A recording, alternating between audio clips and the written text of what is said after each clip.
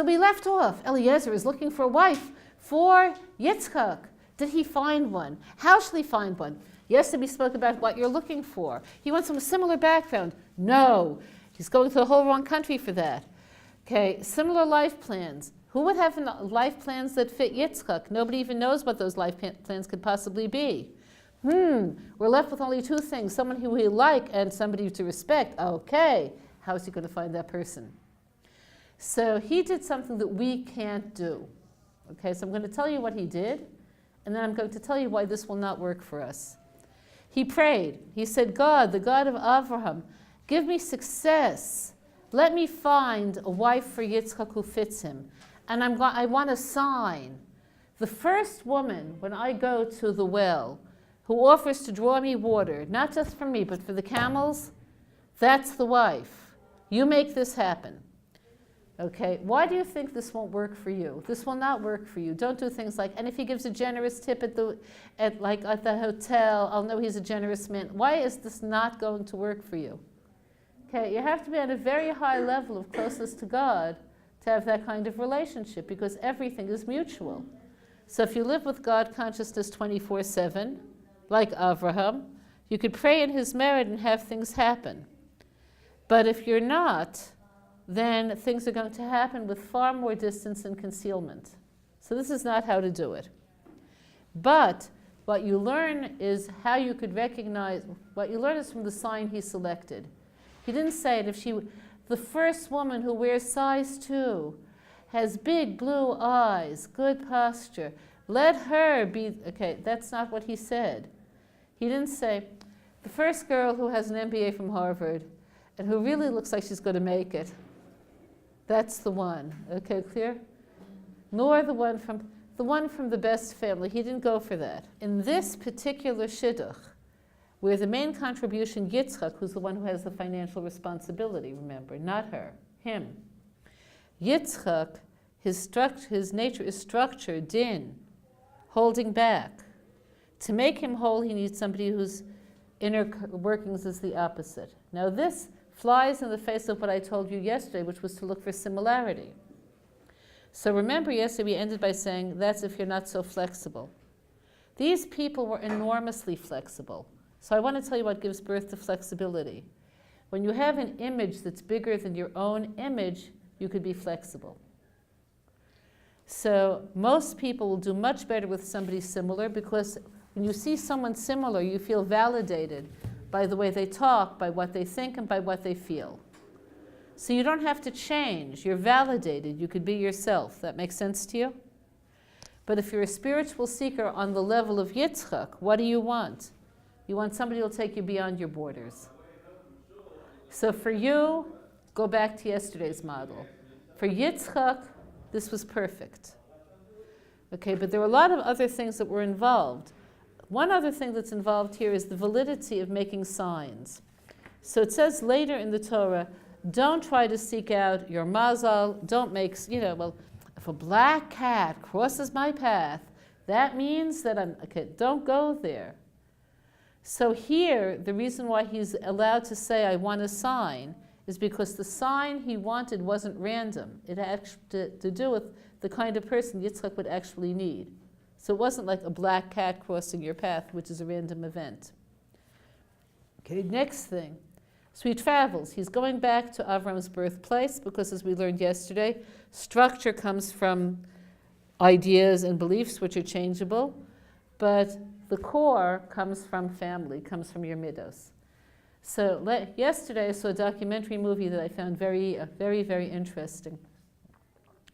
The interviewer was a handicapped man, which is why I think that the people in the movie were more open with him than they would have been with somebody who wasn't. He went to death row in one of the Israeli prisons to interview the people who had done multiple murders. And his purpose was to see how they perceive themselves. It's a film that was put together by a psychologist and a psychiatrist. But the interviewer was not a psychologist or a psychiatrist, he was just an interviewer. And his job was to make them feel comfortable enough to talk about themselves. So there were two murderers. One of them, they both came from similar backgrounds. absentee or non-existent fathers, mothers who couldn't hold it together, early age rejection. One of them grew up in an orphanage. One of them grew up with a family but was the reject of the family, whose mother actually sent him out to steal at the age of 8. Okay, clear? They both ended up doing very violent crimes. One of them, they give furloughs in prisons here, which I'll spare you my opinion on this, but whatever. One of them, on one of his furloughs, found a girl who likes him. What's a furlough? A furlough is like a vacation. They give prisoners vacation. What? Yeah, you've heard me. Okay, just don't ask my opinion. I think what you think, but this is the system. And the way it works is it keeps the prisons calm, because the prisoners all want vacation days. And if they don't come back, or if they do something wrong when they're away, then they lose their vacation rights, which to them is like a terrible loss.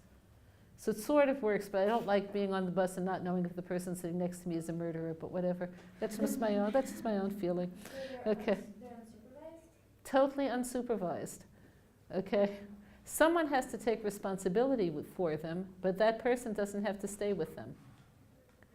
Okay. So, So in any case, when he was on furlough, a girl fell in love with him. He's good looking.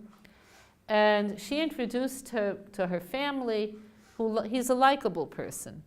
And somehow there's a religious entertainer called Benny Elbaz, who's very popular in like the pop Sephardi scene, who visits prisons. So he got involved with him, did tshuva, got married, in prison, got married. And he basically is okay. And they reduced his sentence. The other one, is totally uncontrollable, has no way of knowing that if somebody crossed him, said the wrong word, that he wouldn't kill them. And he's still in the clink. So they interviewed, at the end of this, a very prestigious psychologist, the head of psychology in Hebrew University. This is a prestigious person. And his main statement, which I was floored, because it really it pulled the rug under so much of what's believed in the liberal world. He says he could statistically prove that poverty is not a factor in murder. The most predominant factor is an absentee parent. So he said, especially if the father is absentee, there's almost a guarantee that if the mother's not a strong mother, the child will end up a criminal. He said, and he spoke static language, and the statistical proof, then okay, tell me when it's over, but whatever. But that's true. So why am I telling you this? Well, I'm telling you this because the importance of a person's family can't be overestimated. But what we're going to see is Rivka came from a terrible family. So the question is, how did that happen? Okay, clear? So in real life, don't look away from family. But we have to see why the Torah is telling you to do so. Okay? And in fact, after he spoke, I just want to tell you one more thing. A psychiatrist, not a psychologist, spoke.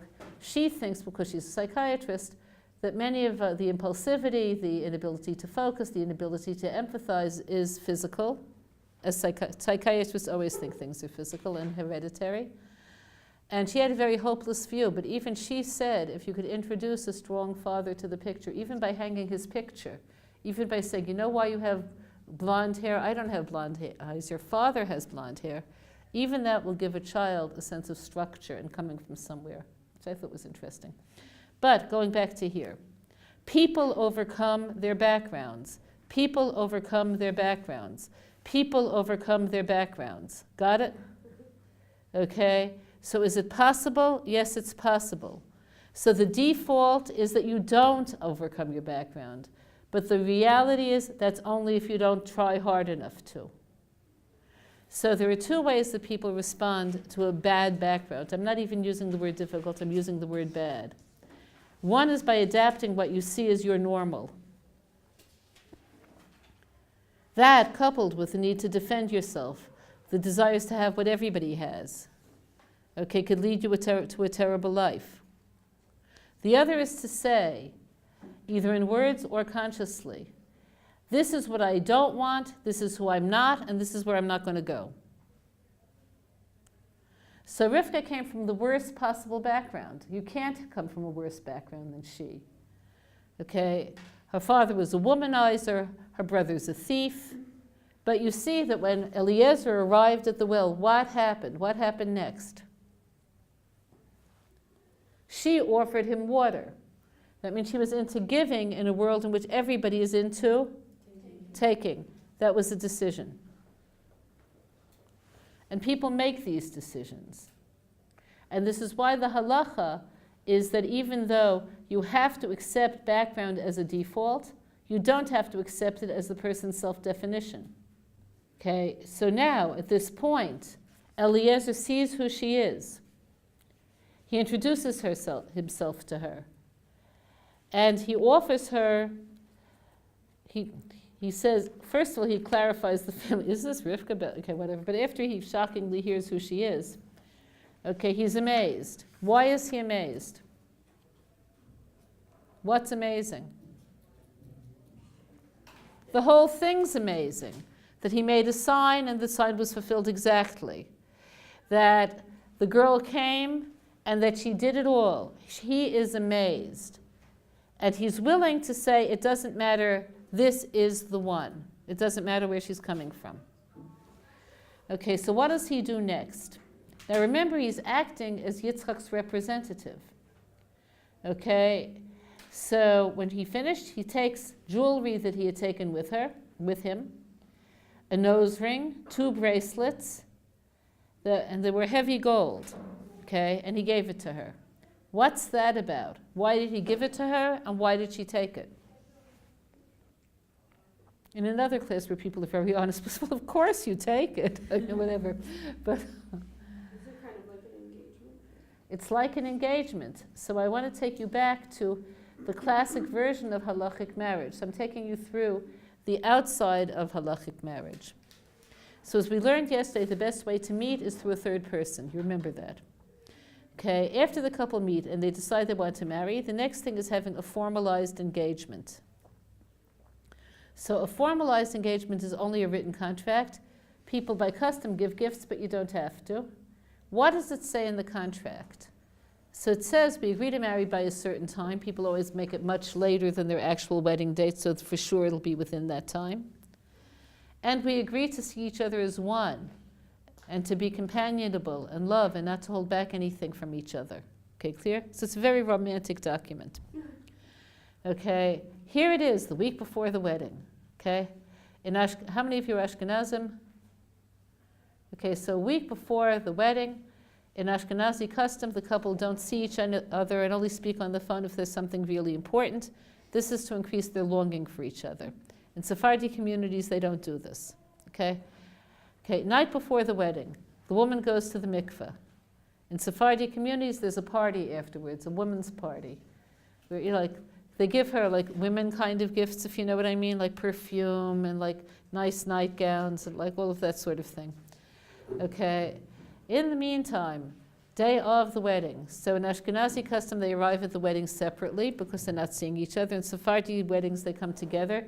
In Israel, you'll see these decorated cars. You've seen them, like with balloons and ribbons. So that's for the bride and groom. They get there. Okay, now the serious part of the wedding begins. In Ashkenazi custom, it begins by what's called the badekin. What is that?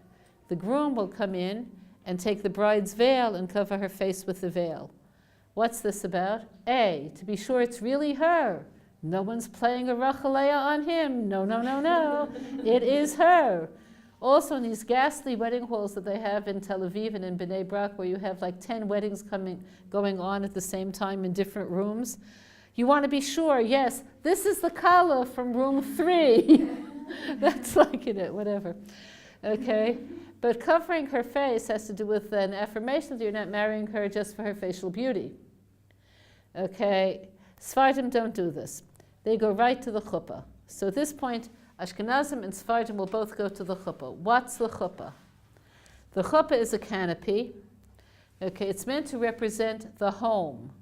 And in earlier times, during the engagement period, the groom would physically actually build a home. Wouldn't that be nice if they would do that? Whatever. But so this represents the home. Okay, In Sephardi custom, they do it indoors. In Ashkenazi custom, they do it outdoors when possible, because God blessed Avram that his children be like the stars of the sky. Next thing that happens. So the bride and groom were under the chuppah together with their parents. Okay, the rabbi begins the ceremony. He begins by saying the prayer Borei Pri Hagafen and drinking some wine. And what's this about? Borei Pri Hagafen means thanking God for the fruit of the vine. The couple are considered the fruit of Hashem's vineyard. And next, and this is what has to do with what we're talking about now, is reading the ketubah. The ketubah is the marriage contract, which, unlike the engagement contract, it's not a beautiful poetic document. People hang them on the wall and have them illustrated and illuminated. That's because they don't understand Aramaic. If they knew what it really said, they would it reads like an insurance policy. Okay, so basically, as I, the groom, undertake financial support of so-and-so, the bride. Okay, lots of stuff about where this is happening, who they actually are, so identity could be proven if there's argument in future about the sum or about the identity of the couple. Okay, he undertakes 3 things: taking care of her food, clothing, shelter, and taking care of other things that are viewed as necessities. And the 3rd thing is being aware of her sexual desires and being there for her on that level. Okay, she is then takes possession of any possessions, money, whatever that she's bringing into the marriage, meaning even if the marriage breaks up, it's not divided. Anything she brings into it goes back to her. So during the marriage, let's say if she brings in $1 million, the interest on the $1 million goes to the marriage, but the actual capital goes back to her. Okay, and the groom signs by saying, and in order to fulfill my financial obligations to this woman, so-and-so, so-and-so, so-and-so, I'll recognize my responsibility in this world and in the next, okay? And I'll take care of this even if it means selling the shirt on my back. Okay, clear? That's the last line of the ketubah. So that's why you'll see yeshiva guys who know what they're signing because they understand Aramaic look like death warmed over. They just signed shirt on my back. And the bride looks like luminous and happy, whatever. So, okay, now you know why. So the idea of the man, okay, taking financial responsibility is solidified by, at this point, his actually giving her the ring. When he gives her the ring, she's married. Got it? Because that's the first fulfillment of the conditions of the ketubah, his giving her. Okay, so the fact is, our custom now, in our current time frame, is that he gives a ring, but he can give her anything of value. Okay, clear? It just has to be his. Okay, so now, why is Eliezer giving her jewelry? He's saying, I'm acting on behalf of Yitzchak. He would like to be your husband. This is a statement of wanting to enter a marriage. Now, is it the fulfillment of this? No. So I have to step back. In earlier times, the marriage ceremony took place on 2 different occasions. So one occasion is where the gifts are given, etc., etc. He's giving her and undertaking her support. And the next is they get together again, and there's a whole party, and then they go home together. So the first part was called Kiddushin, and the second part is called Nisuin. Today we do it all in one ceremony. So after the wedding party, they go home together. In Ashkenazi custom, after the ceremony, they go into a room to be alone called Yichud. So I want to put a Neve legend to rest. No, they don't culminate the marriage in the Yichud room while the guests are eating berekas and the band is playing Od Yeshama. But they're together, there's usually food set out for them and some wine. If they're religious, then this is the first time they have physical contact with each other. They'll kiss, whatever. But then they rejoin the guests, and it's when they come home later in the privacy of their own home. Okay, got the picture? Okay, not in the wedding hall. Okay, so Sephardim don't do the yichud at all, because they think it's an unnecessary formality, because the couple is clearly not culminating the marriage. So they go right from the chuppah into the party, which is so Sephardi anyway. Okay, okay, got it? Okay, so this is what's happening. So the idea there is in the marriage there are 2 main roles. His job is to give. Her job is to take what he gives and build with it. He's the provider and she's the builder. Okay, this is clear? Okay, so this is also why in halachic Judaism there's no double ring ceremony. Why wouldn't there be a double ring ceremony? Because she didn't undertake to support him. That's why. So even though religious men sometimes will wear a wedding ring, especially if they work in the secular world, just to avoid what? Random flirtations and other things that they don't need or want. But it's not part of the halachic wedding ceremony. Okay, clear? Okay, so now he says, who are you? Tell me. And he asks, and in your father's house, is there a place for me to stay over? So she says, I'm Betuel's daughter, which no doubt made him go, okay, and I just gave her, whatever. And, but he, Betuel, is the son of Milcah, and Milcah is the son of Nahor.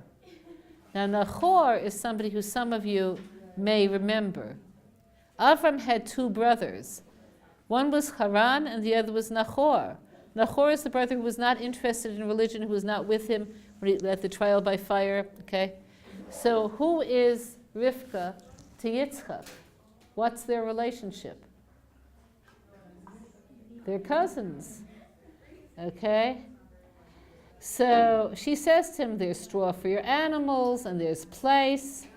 And at that point, when he saw the extension, a still further extension of her hospitality, he bowed down to Hashem and thanked him for having done this miracle. So Rivka runs home, tells her brother what happened. The brother sees the jewelry. Okay, now be him, enter a whole different headspace. Is he going to welcome Eliezer or not? Oh, welcome, welcome. He embraced him, he hugged him. He was feeling his body to see if he was carrying a money pouch. Okay, clear? When he kissed him, now remember, in the Sephardi world, even say men do kiss. He was sort of feeling his cheeks. Does he have gems hidden in his mouth? He was like, this was Lavan. This is what she grew up with. Okay, clear? Okay, and in fact, the Midrash says later, why did Lavan want to know all this? His plan was that Eliezer should mysteriously die of poisoning in their home, and then, of course, all of this money would go to the bereaved girl and her family. Okay, so he found poison. He put it in the food that he offered Eliezer. But Eliezer said, I don't want to eat. Let me first tell you about my mission. So he never ate the food. But an angel switched the plates, so later, Betuel, the father, ate of the food, and that's why he's never heard of again, and he dies. But Yitzchak and Rivka live happily ever after. Okay, and there's more to this parsha. Do we meet tomorrow? Yes. Great, because we have the end of the parsha is very dramatic. Okay, so we have to go there.